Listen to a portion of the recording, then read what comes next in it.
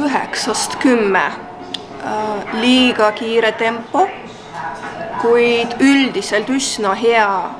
Ja enne viimast vaatust nad võiksid lisada filmile ja süžeele rohkem kihte. See aitaks arendada süžee värvipaletti ja seeläbi tekitada püsivamat mõju. See oli esimene omalaadne film, seega mina olen väga rahul ja ootan järge. Loodan, et nad jätkavad sarjaga.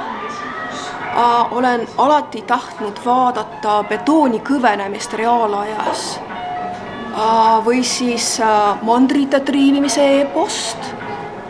Seega jätkagu hea tööd, jään ootama ja seda filmi vaatan uuesti veerandkiirusega, et leida rohkem detaile ja luua siis YouTube'i video, kus ma publikule selgitan filmi lõppu. Et aitäh!